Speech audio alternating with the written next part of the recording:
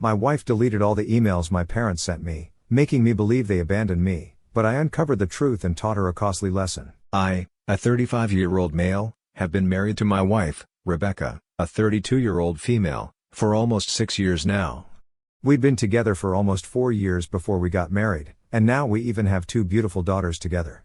Both of us have lived in Oregon all our lives, and since we live in a relatively small town, everybody knows everybody. We've been friends since we were kids. We didn't even go to college out of state and opted for the nearest one, and that's how we became friends and eventually got into a relationship. Our families also got along pretty well together until they suddenly didn't because of my parents. For context, my parents stopped talking to me out of the blue just a month before my wedding, and even at the wedding, they were a no-show, which was really shocking. As far as I was concerned, we didn't have any fights or incidents that could have possibly led to my parents giving me the cold shoulder like that for no reason. It's like one day they were just gone from my life, and no matter how hard I tried, I just couldn't get them back anymore. They blocked me and just disappeared from my life without any explanation. I tried several times to contact them, but I was blocked online, so I even visited them at their house, but their neighbors told me that they'd moved out and didn't think that they were going to be back anytime soon. This happened exactly 1 month before our wedding, and I was pretty stressed out because I had no idea where they were. It was only at my wedding reception that I realized where they were because I'd been talking to a couple of my relatives on my mother's side, and they told me all about their move. They told me that my parents had moved to Seattle so they could take over my mother's uncle's business. My parents had been working in management for a while, so this was obviously a massive opportunity for them, and I was glad that they took it up. But at the same time, I was pretty disappointed that they didn't think it was important to talk to me before making this huge decision. I was even more upset by the fact that they'd asked a cousin of mine to take over the marketing department of the company and not me, even though they knew that I had an interest in the field and was looking to start something of my own. That company could have been the perfect opportunity for me to get groomed and trained under my parents so that I could eventually take over, just like my parents were taking over for their uncle. I felt like they were depriving me of a huge opportunity on purpose, and I decided that I wasn't going to try and talk to them anymore either because what they'd done was really selfish and stupid in my opinion. Rebecca was also on my side and agreed with my decision. She even said that my parents not showing up at my wedding told me everything that I needed to know about how much they cared for me. That was 6 years ago, and since then, I haven't talked to my parents. I didn't even contact them when Rebecca got pregnant for the first time and not even when our first daughter was born. I often put up photos of my family online, and we had a lot of relatives following us, so I knew that my parents would get to know about me somehow, but they still never made an effort to get in touch with us. I was very bitter about this for a long time, but after my second daughter was born about 2 years ago, I began to feel like I needed to let this age-old feud go and made up my mind that if my parents ever bothered to contact me in the future, I would talk to them, even if it was just to get to the bottom of why they'd abandoned me. Here's where things changed. They finally reached out to me a couple of weeks ago. I knew that their business was doing really well and that they were planning to expand and open up a branch here in Oregon as well.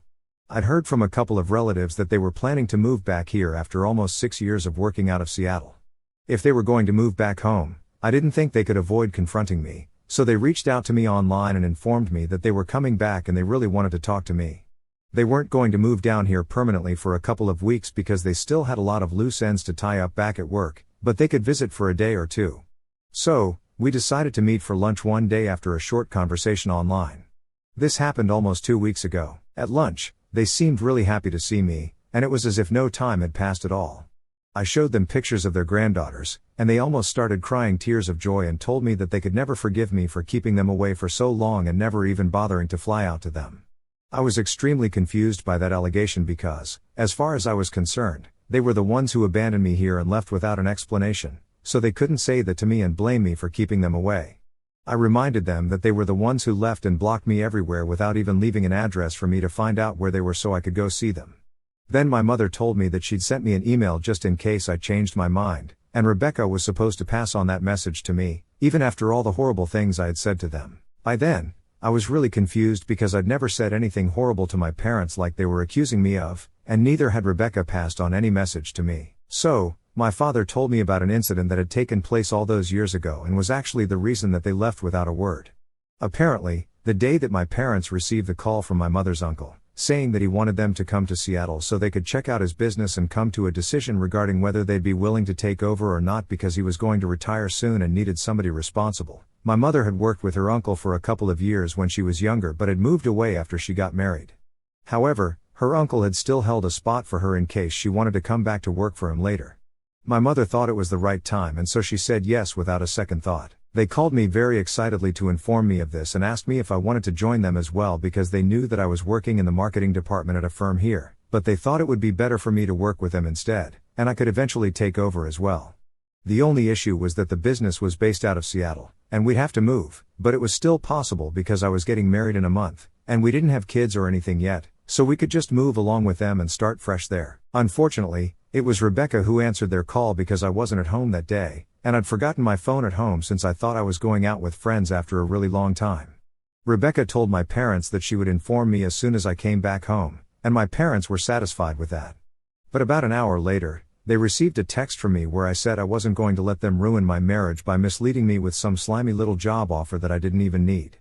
The text also said that apparently my parents had been against Rebecca from the very first day and wanted her out, which is why they were trying to buy me out with the enticing idea of a new business.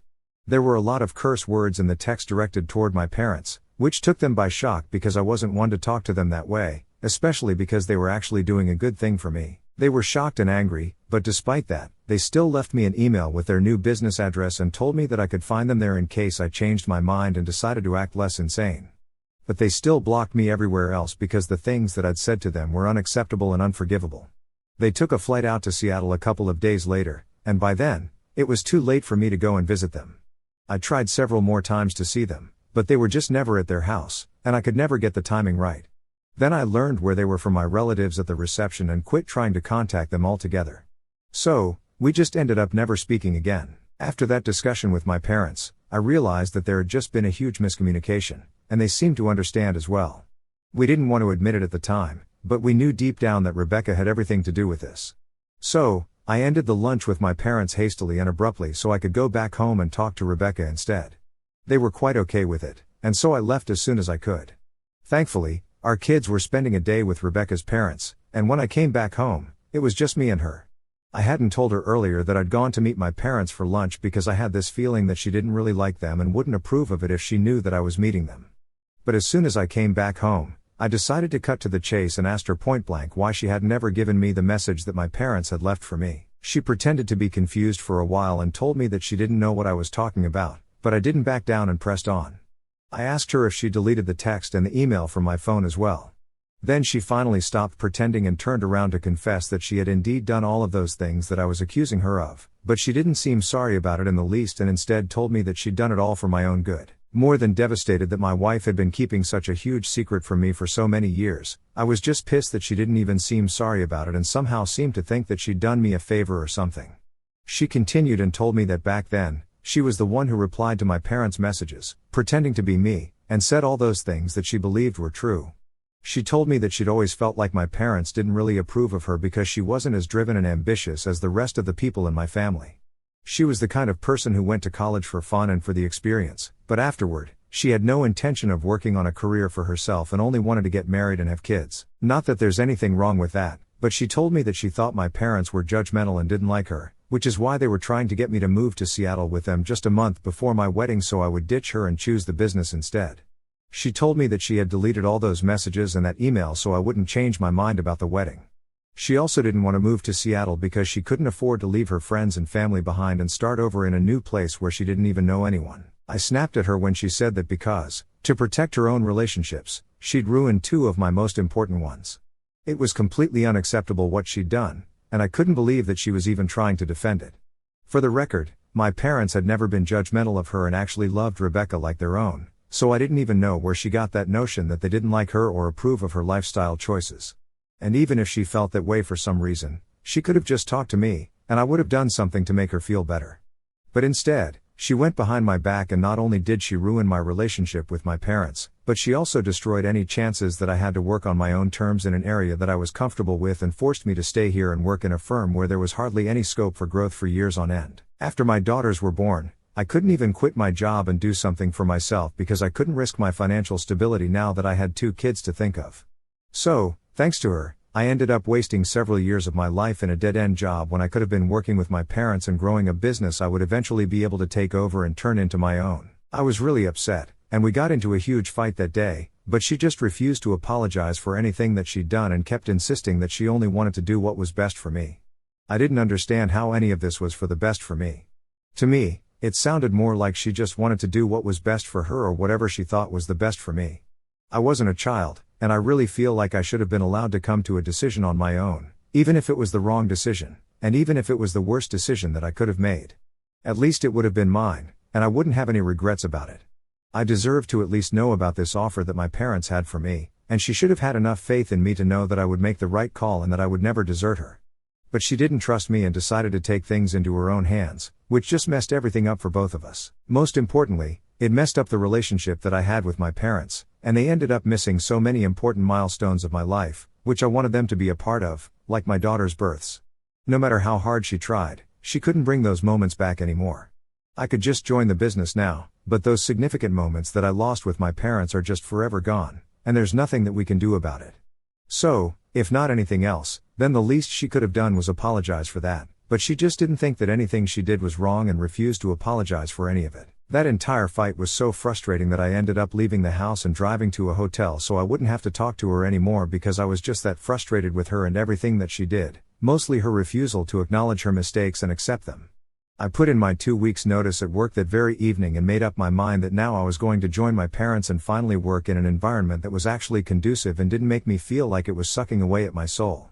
I didn't think about informing Rebecca about it, just like she hadn't bothered to inform me about so many things that she thought I didn't deserve to know. She tried to call me several times after I left, but I just turned my phone off because I really didn't want to talk to her at that point and decided to watch a TV show and drink some wine instead. For the next 2 days, I didn't talk to her at all, but I really felt like I needed to see my kids, so I would drop in at home from time to meet them but would ignore Rebecca and her attempts to get me to talk to her throughout. It wasn't easy because she just kept going on and tried to convince me that she was somehow not the bad guy here but that my parents were for bringing up a secret that she had managed to hide from me for so long. She said that they were still the ones trying to ruin our marriage, even when things were going so well for us. By us, she obviously meant herself because things weren't going that great for me. My income was decent, but I hated my job, and I hated working at that firm even more because it was just so boring and mundane, and nobody ever appreciated any new ideas. But all Rebecca cared about was the money, and as long as that was coming in, she didn't care about how I felt. In the past, there were even several instances where she talked me out of looking for other jobs or starting my own business because she wanted a stable life. I didn't blame her for that, but it was just selfish to the core, and the fact that she kept blaming everybody but herself made it even worse. So, a couple of days ago, when I was visiting in the evening to see the kids, she started ranting once more about how I was letting my parents take the steering wheel in our relationship and told me that I needed to think for myself. I couldn't take it anymore, and I told her that I finally was thinking for myself, and she was just mad that I wasn't being her little puppet anymore. She didn't like that and finally asked me a question, which is probably what made me come here. She admitted that she'd lied to me in the past, but then she asked me if I was happy with the life I had or not. She went on to say that if she hadn't lied to me, then I would have probably taken up my parents on that offer all those years ago. Then we probably would have had to cancel our wedding because I would want to move to Seattle, and there was no way that Rebecca was ready to make such a huge move and leave all her friends and family behind. And if we didn't get married, then I would never have the 2 daughters that I have now, and my life would be completely different. She asked me if that was really what I wanted, and that made me pause and rethink everything a little because I didn't know how to answer that question. So, I just didn't reply to her and came back to the hotel. It's been a couple of days since then, and I haven't had enough courage to go back home yet. So far, I didn't have a plan on what to do after this, and I just figured that I would go back home once she apologized, but now I just don't know what to do anymore.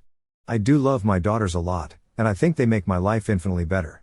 I also love Rebecca in spite of everything, and it wasn't as if the past couple of years were all bad because I did have my good times, even at my workplace. Having said that, I truly don't know how to answer Rebecca's question, and I found myself actually reconsidering everything.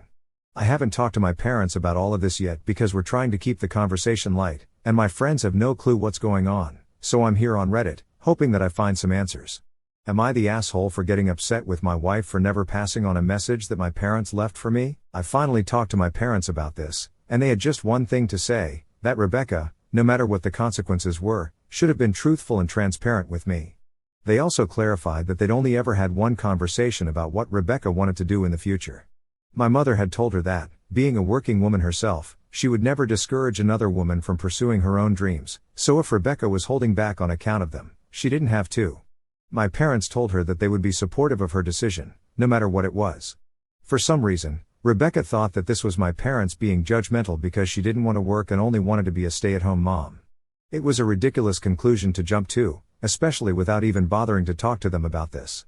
In fact, I've kind of lost any respect that I had for Rebecca, and now I can't imagine myself going back to living with her anymore. It's been almost a week since we last met, and she hasn't tried to contact me since. She probably thinks that she totally owned me with that one question. The truth is, I might be happy with how my life turned out, but that's only because Rebecca shut a door that she wasn't even supposed to and decided for me without consulting with me. Who knows how much happier I would have been had I been allowed to make that call for myself. The credit for my life turning out the way it did goes to me, not to her. She might have given me 2 beautiful daughters, but she can't use them as leverage against me, not in this situation at least. After talking to my parents, I think I have a lot more clarity on what to do now. Even if I forgive Rebecca, I hardly think that I can continue with this marriage because I just won't ever be able to trust her or look at her the same way again. It's not even just about the business anymore, it's about her lying to me and then acting as if she did the right thing. I can't put up with that sort of behavior, and I really shouldn't have to. I've had a really hard time coming to this decision, but I think that a divorce is the only way forward for me right now. So, I filed for divorce a day ago, and I honestly feel so relieved and strangely free. It's been hard because I don't get to speak to my kids since I haven't been back to my house for a while, but I really miss them. I've been considering popping in for maybe just 15 minutes, but I don't know how Rebecca is going to take it, so I've been avoiding my family altogether. It's not the right thing to do, but I just don't know what else I can do. It's just a couple of days more that I have to go without my kids because after that, Rebecca will be served with the divorce papers, and then we'll see what happens after that. So, the divorce proceedings have started, and it's weird because Rebecca actually took the news of the divorce a lot better than I thought she would. I've been a little busy for the past couple of days, but when Rebecca found out that I'd filed for divorce, she called me and told me that she knew this was coming. The only thing that she wanted from me was a promise that I wouldn't demand full custody of our daughters. I promised her that because, no matter what would have happened or how bitter the divorce would have been, I never would have taken our kids away from their mother. She might have messed up as a wife, but she was a great mom, and I couldn't deny it. It's been a while, and we're at the negotiation stage right now. We're trying our best to be cordial and civil to each other, but I can tell that both of us are pretty heartbroken. Neither of us had ever imagined that this was how our marriage would come to an end, but, well, it's happening, and it's not easy. After almost 7 months, the divorce is final now, and the custody arrangement has also been worked out. I've joined my parents in their business, and since they're opening up a branch here, I'm going to be taking over as the head of that branch. I get the kids for half of the week, and Rebecca gets to keep them for the other half. She got a little too much alimony for my taste, but it's all over now, so I guess I'm cool with it. What matters is that I'm going to have my dream job and finally live a life on my own terms now.